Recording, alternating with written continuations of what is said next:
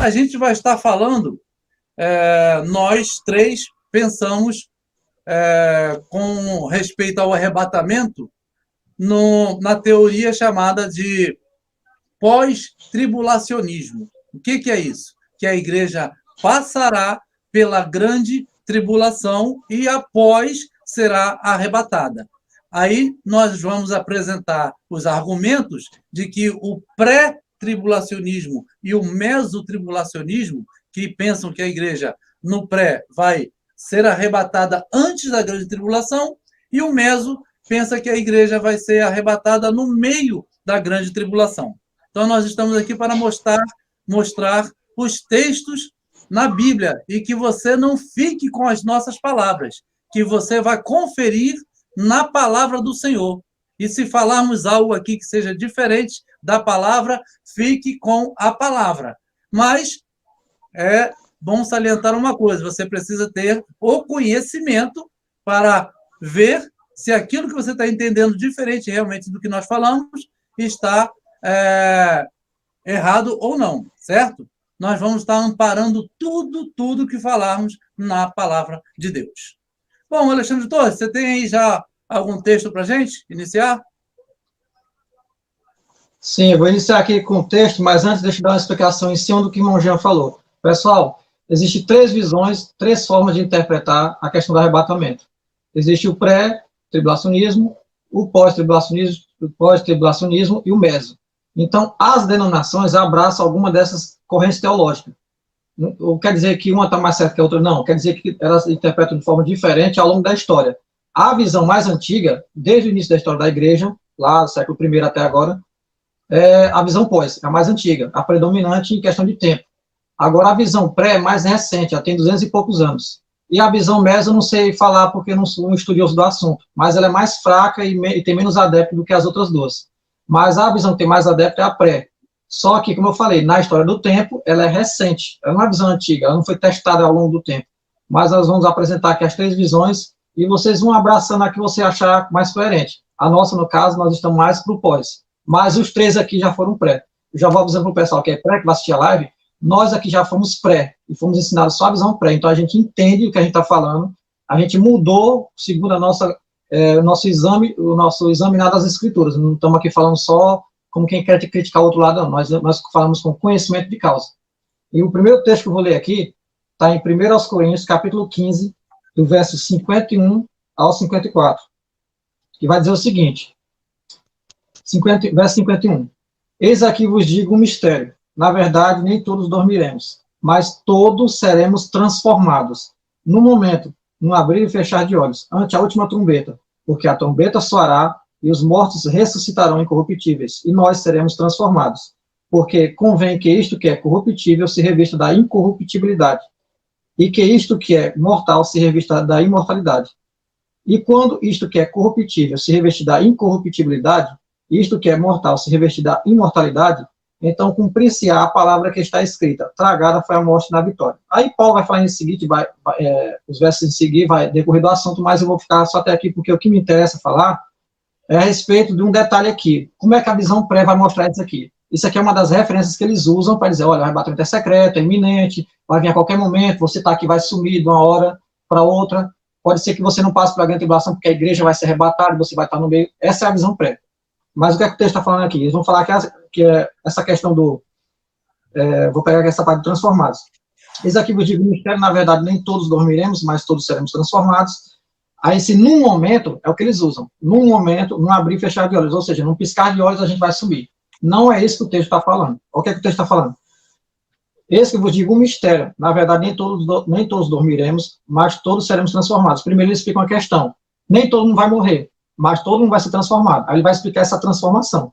Num momento, você está vendo o contexto? Num momento, num abrir e fechar de olhos, o que? A transformação. Não foi o sumir, é a transformação dos corpos. Ante a última trombeta, tocou a última trombeta, quem está morto ressuscita, quem está vivo é transformado junto com quem ressuscitou. Num momento, a transformação. E eles vai acontecer o que depois? E os mortos ressuscitarão incorruptíveis e nós seremos transformados. Num momento. Então, vocês estão vendo? Esse é o que o texto está dizendo. É uma das referências que eles usam. Agora eu vou deixar a palavra para meus dois colegas aqui. Alexandre José, o que você me diz? O que você entende aí?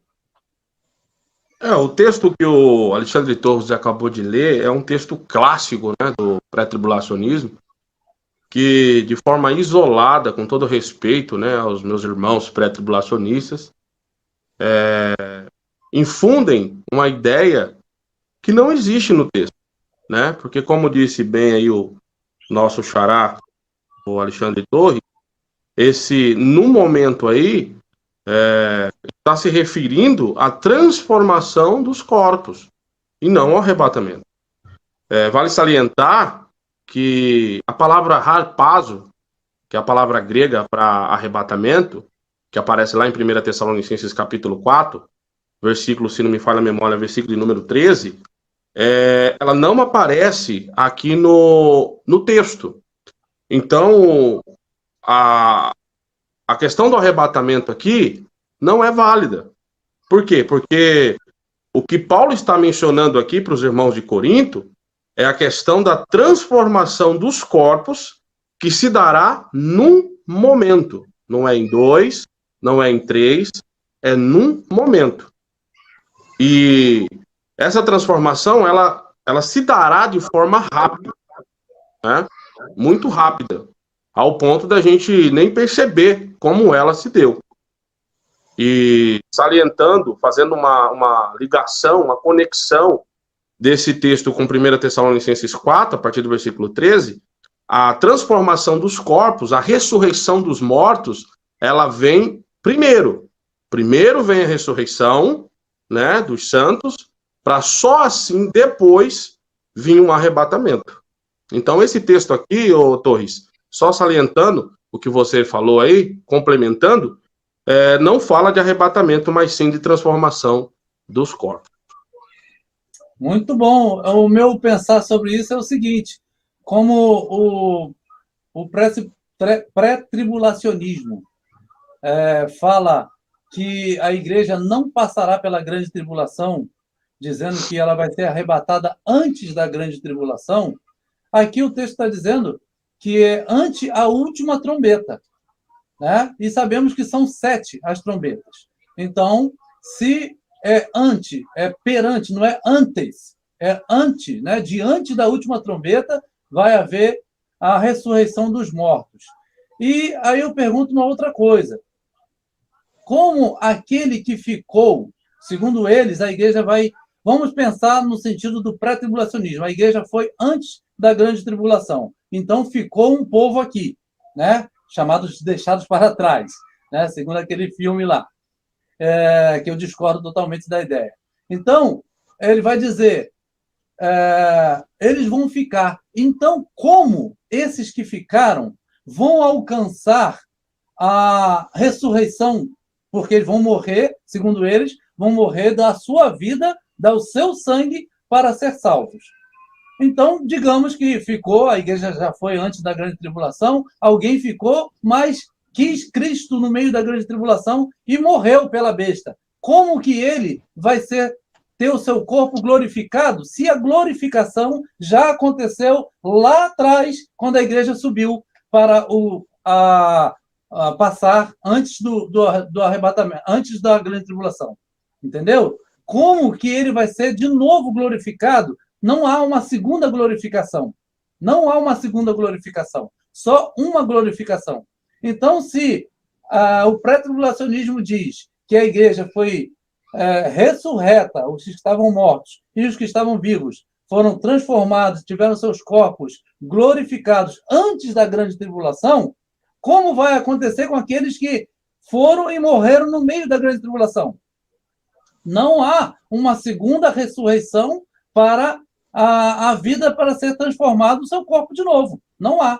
Então, como é que eles vão ficar? Esses que deram a sua vida, segundo eles, por Cristo e negaram a marca da besta, mas foram mortos.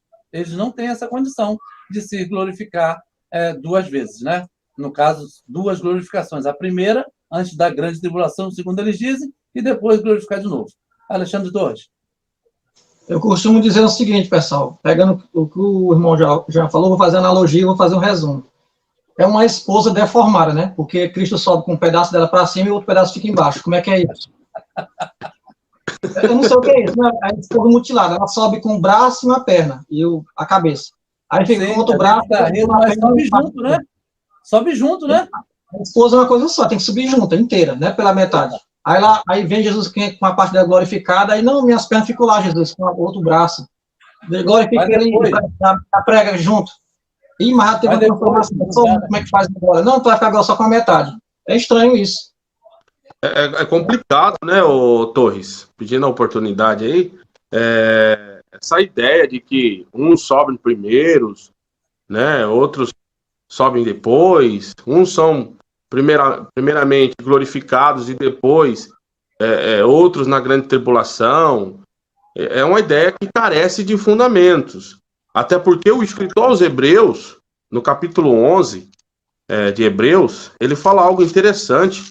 Se os amados irmãos aí, os ouvintes, né, os internautas, puderem acompanhar aí, Hebreus capítulo 11, versículo 39 a seguir, o escritor aos Hebreus, ele diz algo assim mas muito importante em relação a esse assunto que nós estamos falando aí, da glorificação, né? Versículo 39, olha o que ele vai dizer. Ele diz assim, ó: ora, todos estes que obtiveram bom testemunho por sua fé, não obtiveram, contudo, a concretização da promessa. Por quê? Porque eles morreram, né? Eles morreram.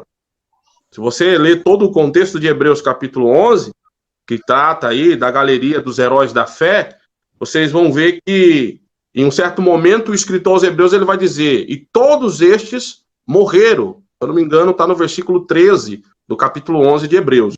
Aí no versículo 40, que é a chave da hermenêutica, ele vai dizer algo em relação a esses que morreram, não obtivendo a concretização da promessa, e aos dos tempos, né, odiernos, no caso dos tempos atuais, e no caso seria a igreja. Aí ele diz assim, ó: por haver Deus provido coisa superior a nosso respeito.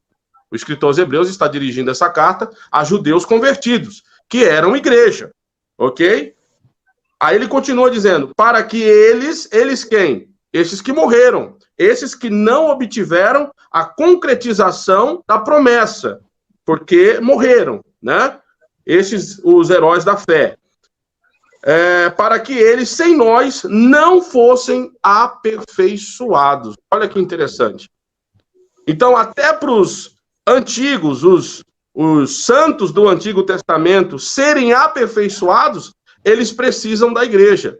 Por quê? Porque esse aperfeiçoamento, essa concretização, né, da promessa, ela se dará, Torres, de forma conjunta, né? Ela vai se dar num único momento. Isso tanto para os que morreram na antiga aliança, quanto para os que estão vivendo hoje na nova aliança e que estão também morrendo na nova aliança. Vai se dar num único momento. E essa é a nossa nosso aperfeiçoamento, né? A nossa transformação.